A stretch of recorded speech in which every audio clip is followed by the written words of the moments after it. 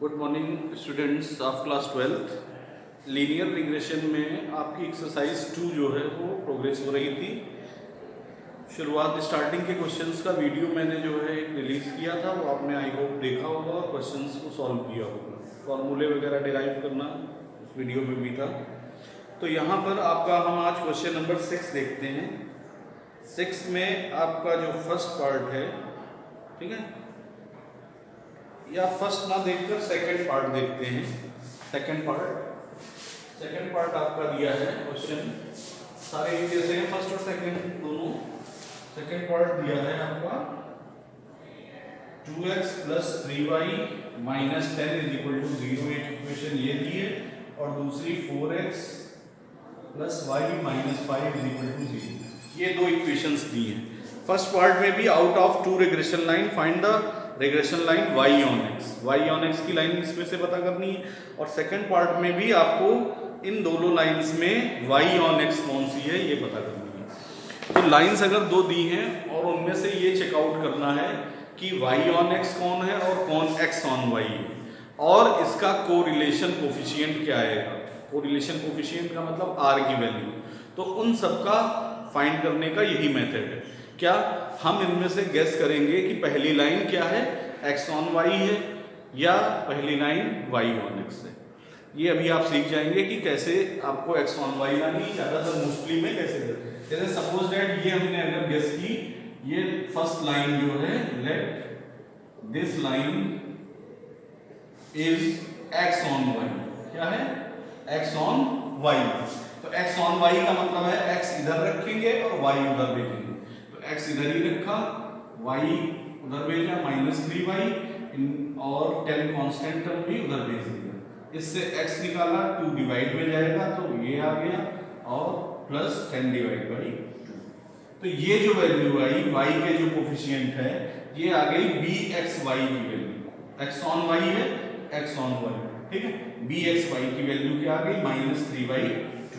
जो second line है इसको लेट कर लिया, ये लेट ये y on x है। क्या है, y on x। तो y on x में y को इधर रखेंगे, x को उधर ले जाएंगे, -4x + 5, ठीक।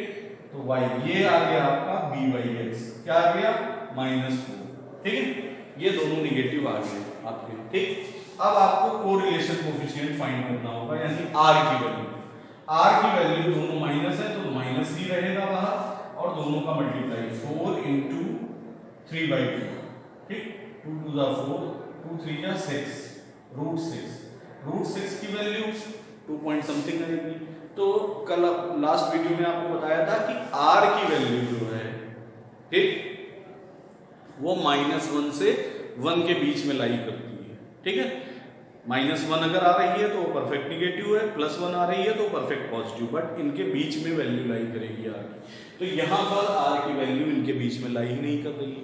इसका मतलब हमारा एजम्पशन जो है, क्या एजम्पशन, कि पहली लाइन x on y और दूसरी लाइन y on x है, ये रॉन्ग है, ठीक है। तो ये वर्क आपको एग्जाम में क्या है, रफ पे कर लेना है। वैसे भी यहाँ पता चल रहा है, देखिए ये 1 से बड़ा आ रहा है, ये 4 भी 1 से -1 से बड़ा आ रहा है, तो ये होने ही नहीं थे। देख कर ही आप गेस लगा सकते हैं, ठीक है।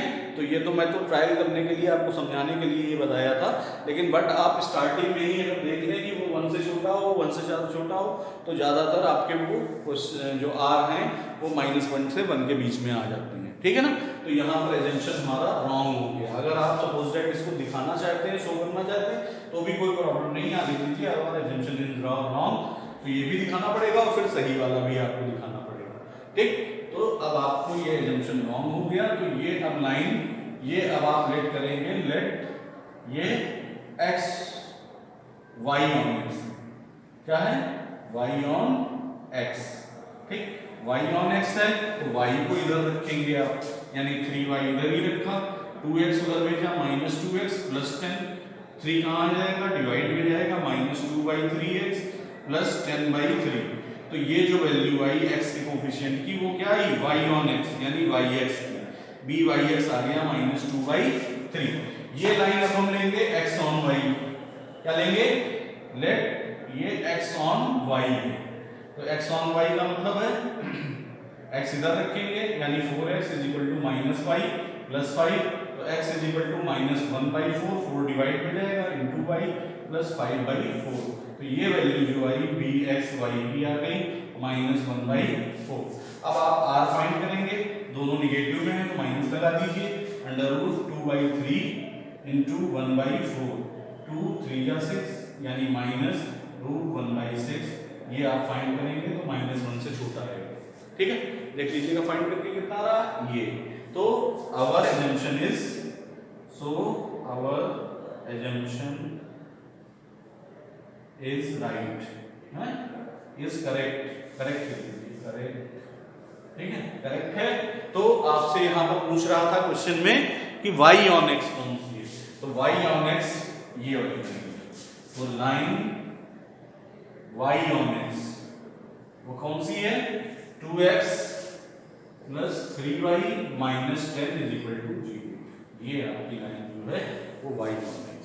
ठीक है, अब इस क्वेश्चन से तीनों बन गए, y on x कौन सी है वो पता चल गया, x on y कौन सी है वो भी पता चल गया, और r का मतलब कोरिलेशन कोफिशिएंट वो भी आपका फाइंड हो गया।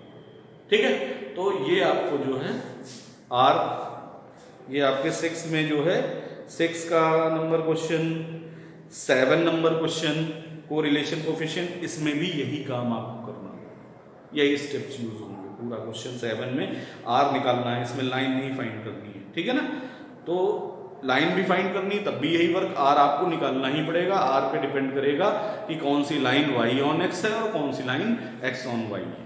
ठीक है, तो ये आप ट्राई कीजिएगा 6 और 7। ठीक है, 8 में आपके फार्मूले में वैल्यू रख देनी है, 8 जैसा क्वेश्चन आगे भी मिलेगा, 9 वाला क्वेश्चन अटेम्प्ट करते हैं। ओके, देखिए क्वेश्चन नंबर 9 में आपको जो है टेबल दी गई है, following table mean and standard deviation, standard deviation और मीन आपके गिवन है मैथमेटिक्स एंड फिजिक्स के लिए। तो आपको r की वैल्यू भी गिवन है, r जो है 0.86 है, estimate the likely marks in physics if marks in mathematics are, marks mathematics के जो है वो 92, तो x हमने ले लिया मैथ्स को x और y ले लिया फिजिक्स। ठीक है, तो x अगर इसको लिया तो मीन का मतलब ये आपकी किसकी वैल्यू हो गई, बाद नॉट x की हो गई और ये y नॉट हो गया। SD का मतलब स्टैंडर्ड डेविएशन यानी सिग्मा x सिग्मा y, वही ना x ना y, तो ये ना x हो गया और ये ना y हो गया। ठीक, सिग्मा x और सिग्मा y, तो ये आपकी वैल्यूज गिवन है। तो आपको कल हमने फार्मूला बताया था लास्ट वीडियो में कि BYX का फार्मूला क्या होता है, r इंटू ना y अपॉन ना x। ठीक, तो इससे अगर BYX हमको, क्योंकि estimate the value of physics की वैल्यू फाइंड करनी है यानी y की वैल्यू फाइंड करनी है, तो y अगर फाइंड करना है तो y on x आपको पता होना चाहिए, regression line y on x पता होनी चाहिए, तभी आप x on y में नहीं रख सकते हैं, x यहाँ गिवन है, y फाइंड करना है तो y on x में रखेंगे। ठीक, तो BYX ही तो फाइंड करना होगा y on x के लिए, BYX is equal to r है 0.86 इनटू 4 अपॉन 7। ठीक है, आप इसे सिंप्लीफाई कर लीजिए,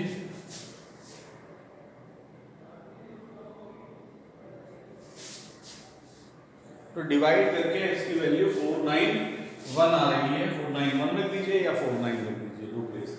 तो BYX आपका फाइंड हो गया, BYX फाइंड हो गया तो आपको अगर लाइन y on x भी फाइंड हो जाएगी। y on x क्या होगी, y on x regression line y on x क्या होगी, y minus y not is equal to BYX x minus x not.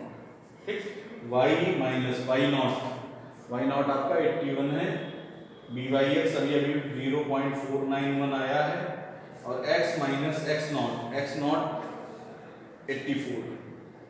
ठीक है, तो ये y इज इक्वल टू अंदर मल्टीप्लाई करा दें, 491x माइनस 84 से इसका मल्टीप्लाई, जस्ट अ मिनट, तो ये मल्टीप्लाई होके आपका 0.491 का 84 से मल्टीप्लाई कराया तो 41.24 और ये 81 इधर प्लस में आ जाएगा।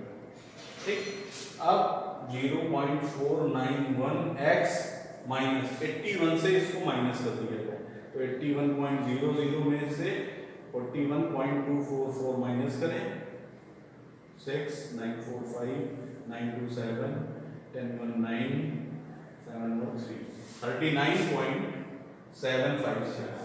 तो ये y/x की रिग्रेशन लाइन आ गई।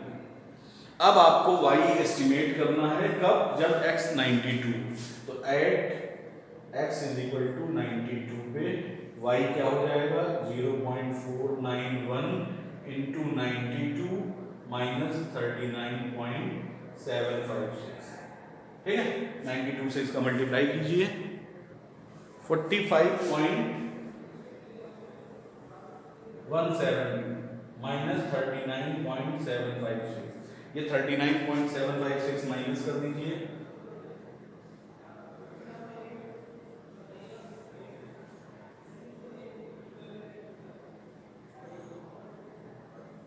5.42 राउंड अप करके 5.42, ये आपकी estimate the value of physics.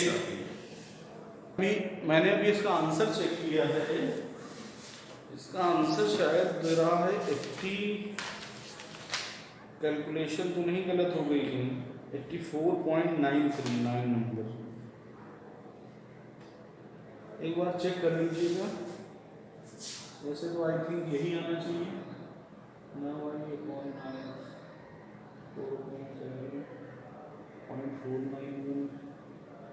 0.491 की 84 से कराइए, प्लस 81 गया इधर, वाई नॉट।